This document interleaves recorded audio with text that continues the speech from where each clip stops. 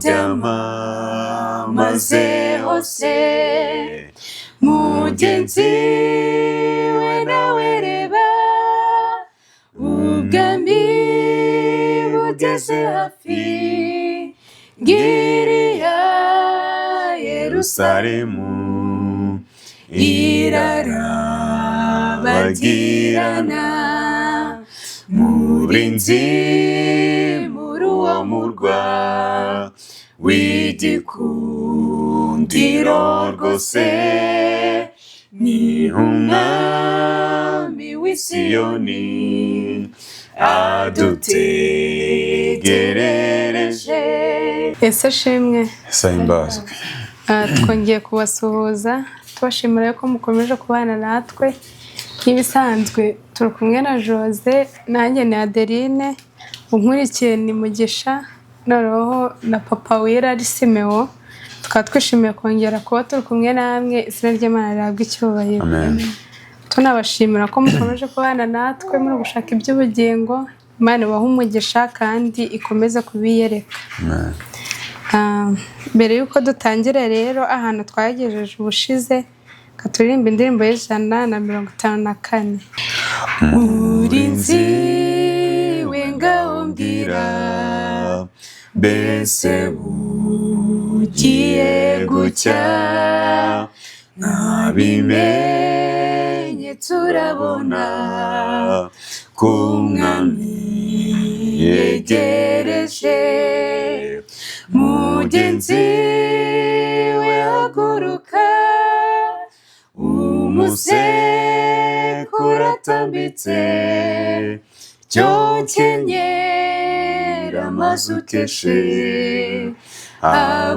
haguruka bwakeye murinzi we dore umucyo ukomeje gukwira rebana w'ibimenyetso bitangaza kuza kwe ubwo impanda zizavuga abapfuye bazazuka ubutazongera gupfa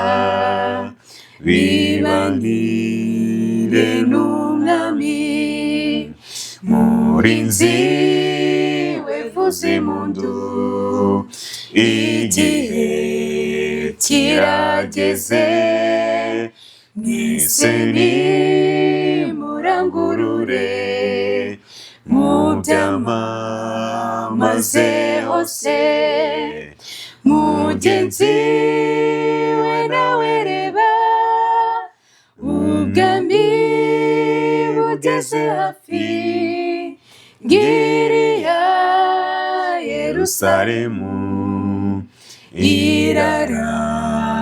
irarabagirana murinzi muri uwo murwa w'igikundiro rwose ni umwami w'i Siyoni adutegerereje ubwami bwe buragutse buhetuye isi yose n'ubwami budanguka hahirwa babujyamo murinzi dore igihugu cy'uburumbuke cyane gihora kimeze neza nka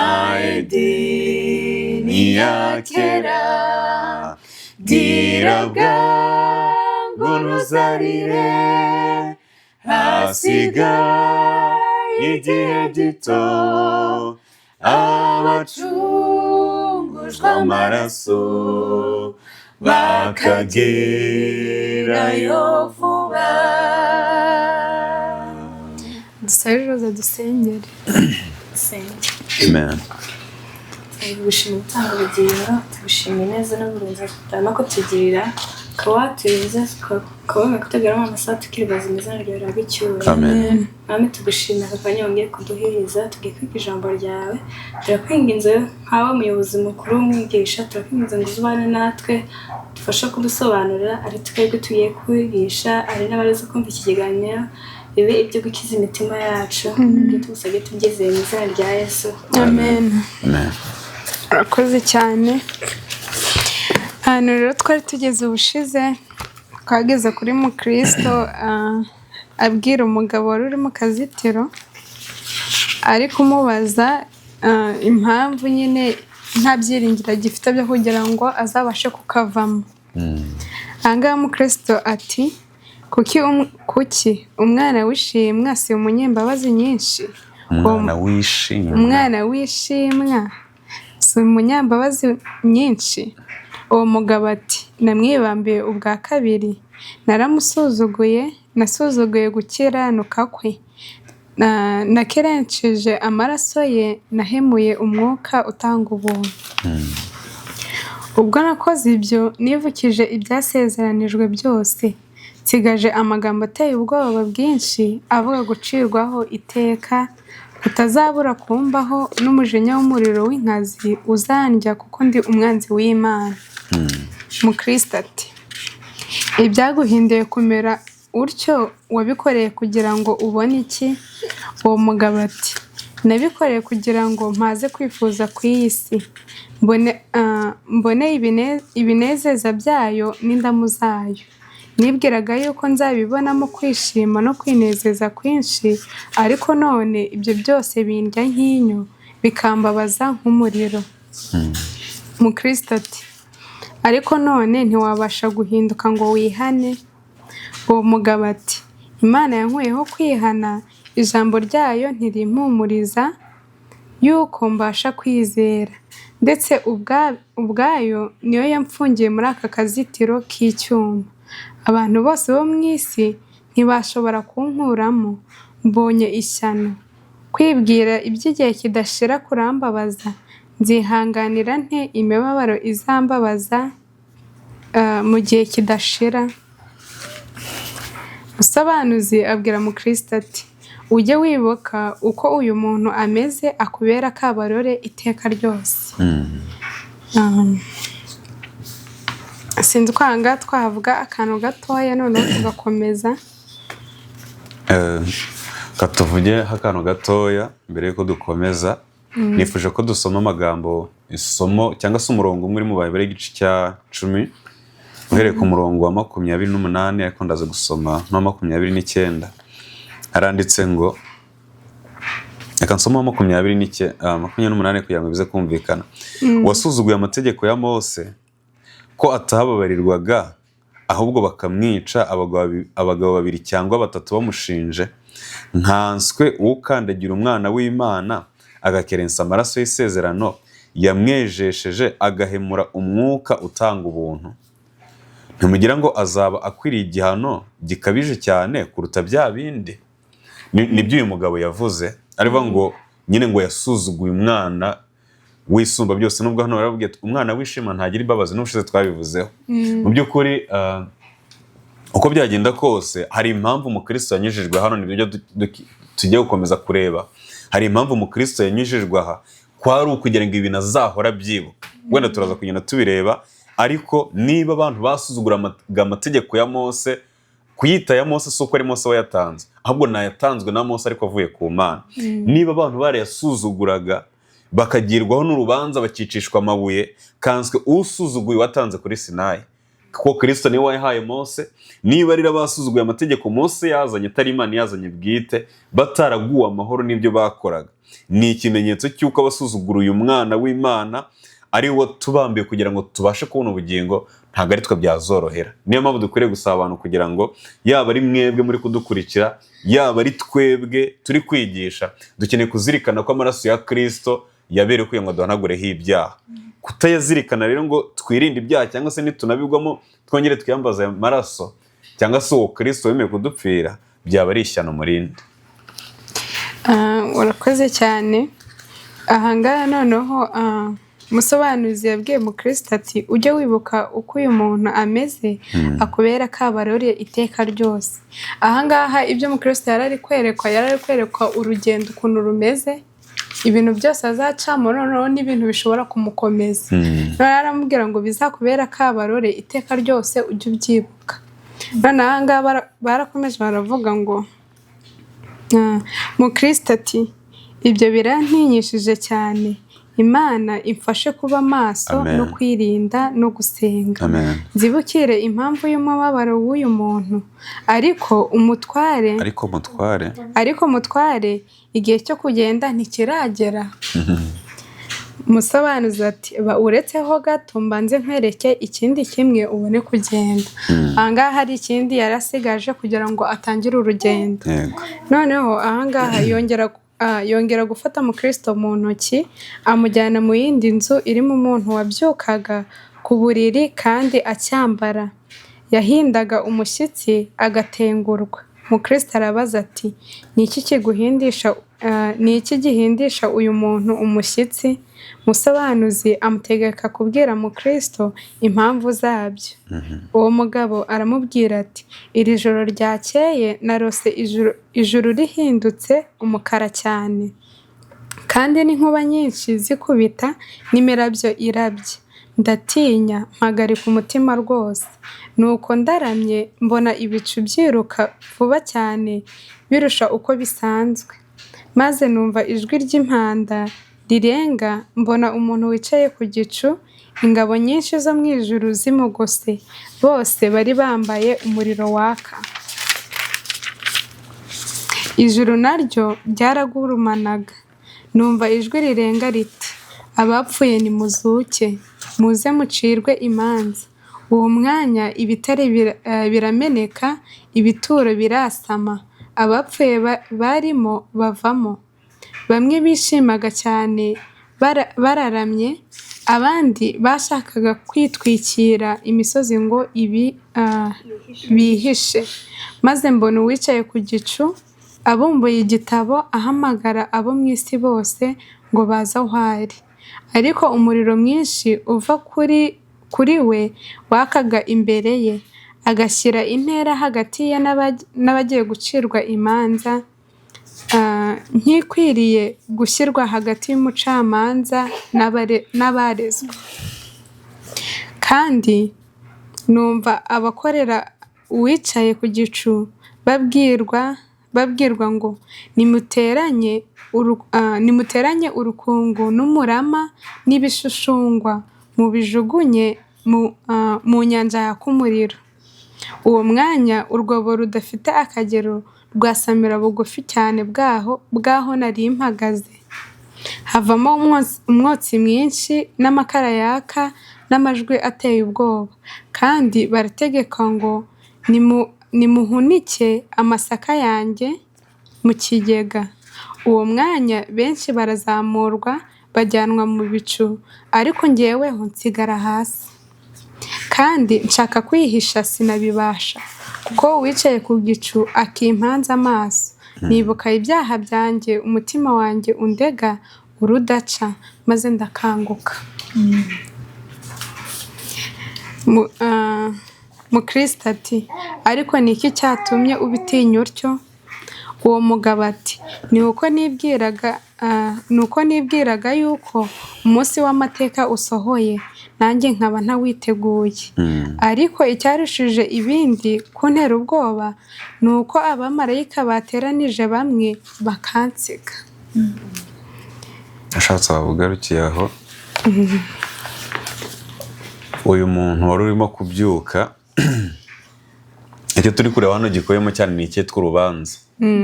Ni icyitwa urubanza, kereka wenda umuntu utaragira, sindabyita ibyago, kuko ntabwo nzi no kujya kumva urubanza cyangwa se kujya mu rubanza ari we ruri bucibwe. Niba nanjye banga utaragira umugisha, we ni ukugira ibyago byo kujya mu rukiko agiye kureberera abantu, cyangwa se agiyemo ari we ugiyemo. Ukimara kwitegereza uko abacamanza ubwabo baba bambaye, nabyo ubwabyo biteye ubwoba. Kanswe noneho kwisanga ari ugiye gucirwa urubanza, aho ujya gusa ugasanga n'umuntu wari ushoboye kwisobanura byamuyobeye, akabura havana ibyo avuga n'ibyo yerekezaho. ari nayo mpamvu rimwe na rimwe abantu bakenera abunganizi kugira ngo baze kubafasha, ko bamwe usanga badashoboye kwivugira, ugasanga n'abari bashoboye kuvuga ingingo z'amategeko ntibazisobanukiwe. Uyu muntu nibyo byamuteye ubwoba.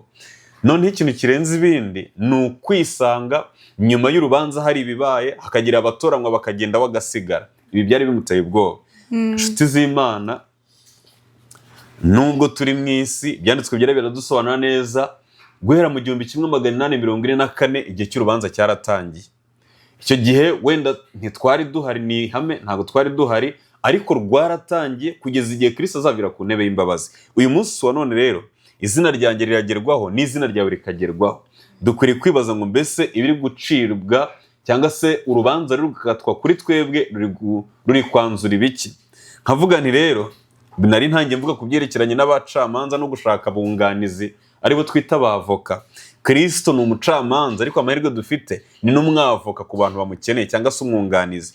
Abantu bafite umugisha wo kuba bari guhitamo Kristo kugira ngo abunganire muri iki gihe. Ari guca urubanza akanunganira, ariko hari umunsi azahaguruka ntiyunganire, ahubwo ntanaca urubanza, ahubwo aje kugaragaza umwanzuro w'ibyavuye mu rubanza. Imana iduhe kuba maso. Amen. Ikindi kintu kiri mwa ahangaha ni uko uyu mugabo yavuze ko yabonye nyine ukuntu uwacaga imanza ari kumureba we wenyine yumva umutima umurega. Ubundi ikintu kitarya ruswa ni umutima, kuko iyo ufite ibyaha, iyo witeguye n'iyo utiteguye uba ubizi. Rero ahangaha nta nubwo byasaba ngo Yesu nyine ngo umurebe ngo abigushinje, ahubwo wowe wenyine wibona yuko wakoze ibyaha bishobora kukujyana mu muriro. Rero niyo mpamvu tugomba kwisuzuma, kuko ahangaha yaravuze ngo natinyishijwe nuko ibyo ngibyo bibaye uwo munsi ukaba, kandi ntari nakwitegura.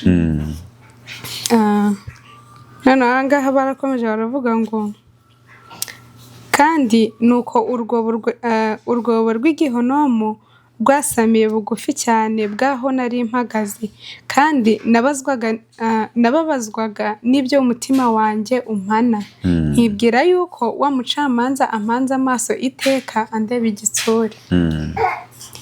Noneho ahangaha musobanuze abaza Mukristo ati ibyo byose umaze kubimenya? Mukristo ati ye ndabimenye, ibyo binteye ibyiringiro n'ubwoba. Musobanuze ati ujye ubyibuka kugira ngo bikubere imihunda yo kukurya isataburenge. Imihunda yo kukurya isataburenge, ngo ugire umwete mu rugendo rwawe. Ahangaha ibintu byose Mukristo yari ari kwerekwa nyine ni urugendo yagombaga kugenda. Byari byo kugira ngo bimukomeze, kuko nyine baravuga ngo iyo utamenya ahantu uvuye n'iyo uri kujya, icyo gihe wayoba inzira. Niyo mpamvu rero ibi byose kugira ngo Mukristo agenda yibona, byaje ari ibintu biri kumutegurira ahantu agiye kujya, urugendo rw'ukuntu ruzaba rumeze, ndetse n'ibyo azabonamo ibyari byo. Nk'uko natwe bitubaho muri ubu buzima bwa Kristo, tuzi ahantu tugiye ndetse tuzi n'urugendo turi kujyamo, ibyo tuzabona hanyuma turabizi neza, tunazi yuko hari umunsi w'urubanza. Niyo mpamvu rero ibi ngibi turi kwiga tugomba kurera natwe mu rugendo rwacu kugira ngo bituyobore. Noneho ahangaha barakomeje baravuga ngo Mukristo arakenyera yitegura kugenda. Musobanuza ati umwuka wera umufasha abane n'Uwiteka kugira ngo amuyobore inzira ijya muri rwa rurembo rwo mu ijuru. Nuko Mukristo agenda aririmba ati hano nahabonye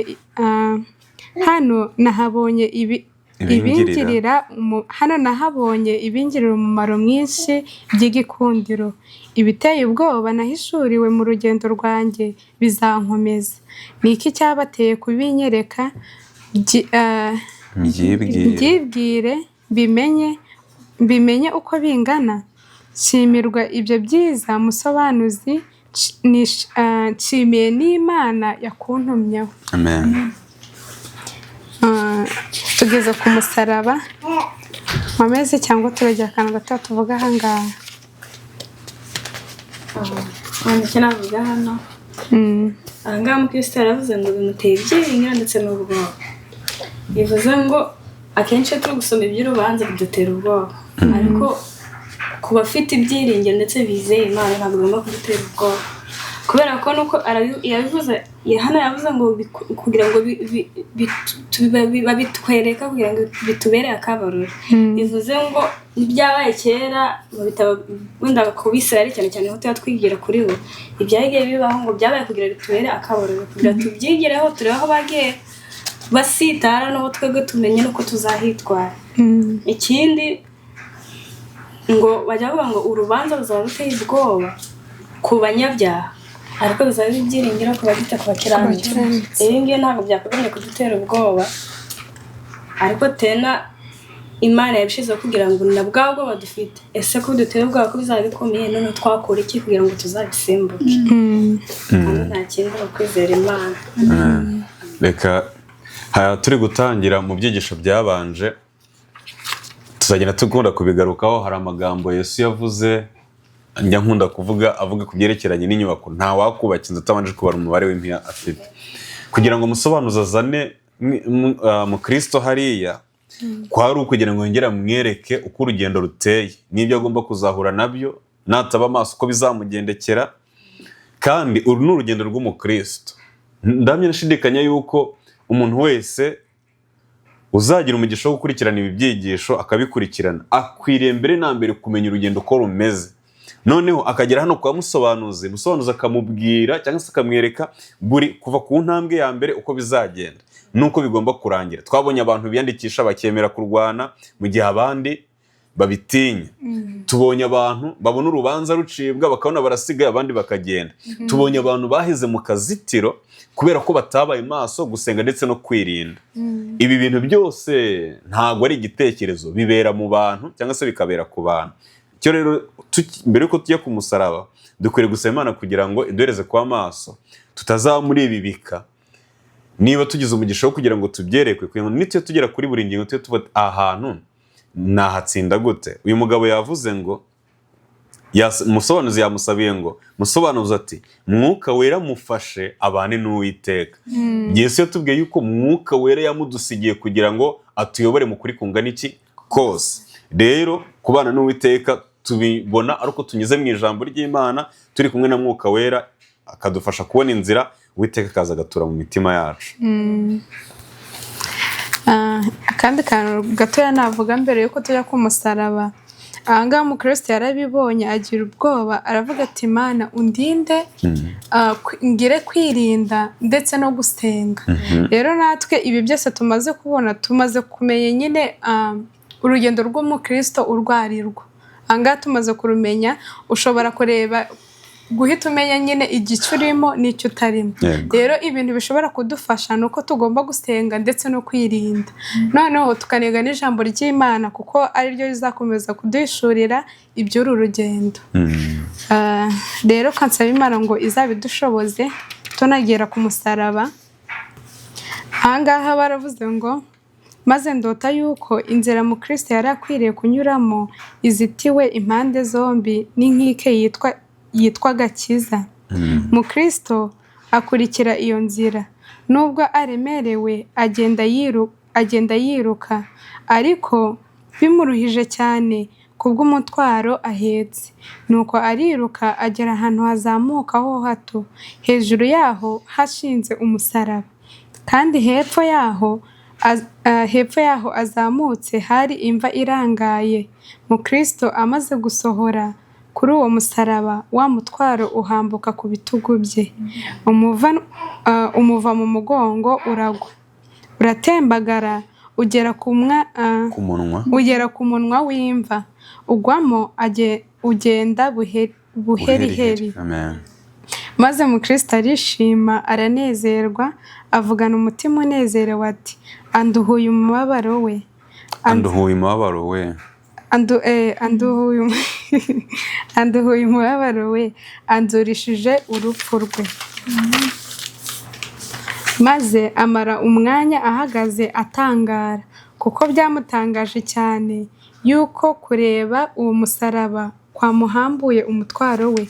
Nicyo cyatumye agumya kuwitegereza cyane amarira ngo bugubugu. Agihagaze awitegereza ararira, asangwa n'abantu batatu barabagirana, baramuramutsa bati amahoro abe kuri wowe. Umwe aramubwira ati ibyaha byawe urabibabariwe. Undi amwambura ubushwambagara bwe, amwambika indi myenda. Uwa gatatu amushyira ikimenyetso mu ruhanga, amuha umuzingo w'igitabo, amutegeka kugenda awusoma ati nugera ku irembo ry'ururembo rwo mu ijuru uzawubahe. Maze basubirayo, Mukristo yitereshwa gatatu n'ibyishimo araririmba ati iteka nagendaga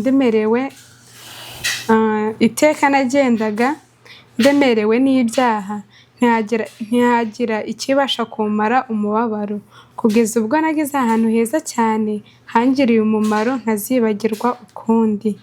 Iri ni itangiriro ry'umunezero wanjye. Iryo ni itangiriro ry'umunezero wanjye, aho niho umutwaro wamvuye mu mugongo. Ndashima umusaraba, ndashima ya mva nziza, ariko cyane cyane ndashima uwambambiwe.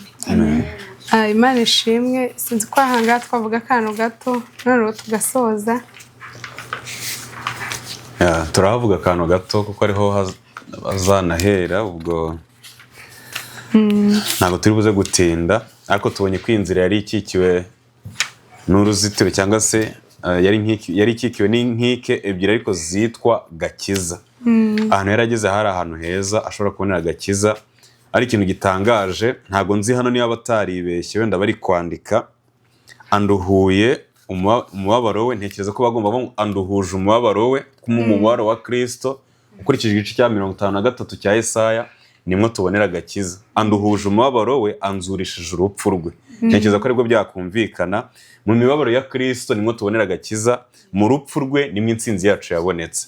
Nkavuga nti rero katwiye kwatinda kuko tuzabigarukaho. Ni ibintu bitatu yahawe mu Kristo wese ushaka kujya mu ijuru akwiriye kugenda bifite.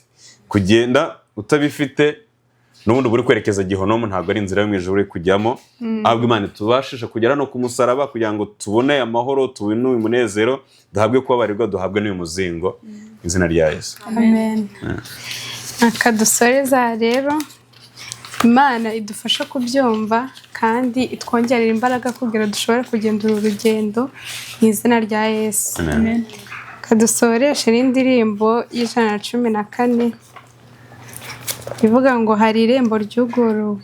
Hari irembo ryuguruwe ryatumye mpishurirwa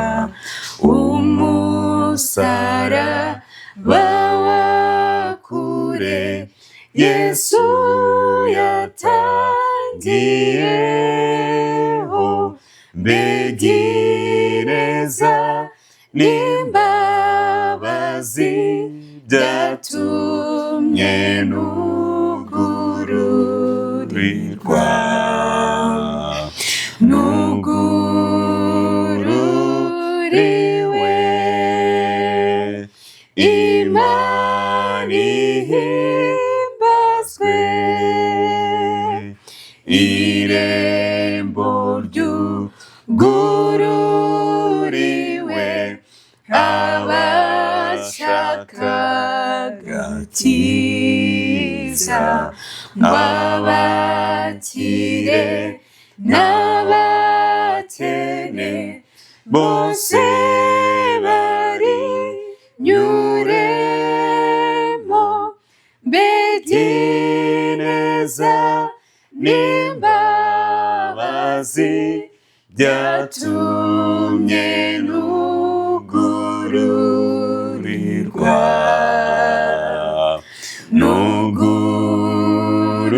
Nugururiwe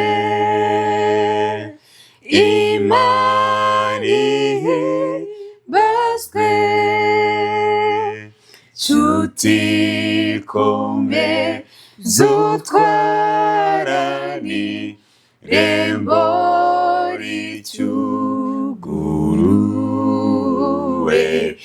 Ikorera umusaraba nibwo uzahabwa ikamba. Mbegire byatumye nugururirwa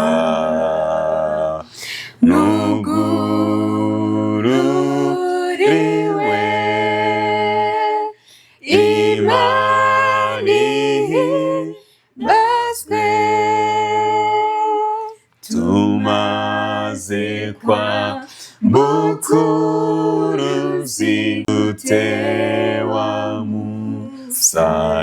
musaraba twambikwa amakamba meza twitahire mw'ijuru begereza n'imbabazi byatumye nugururirwa nugururiwe Imana ihimbazwe.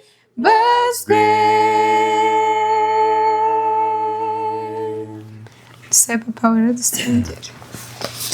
Nyagasani Imana ikomeye kandi ikiranuka, izina ryawe rihimbazwe. Amen.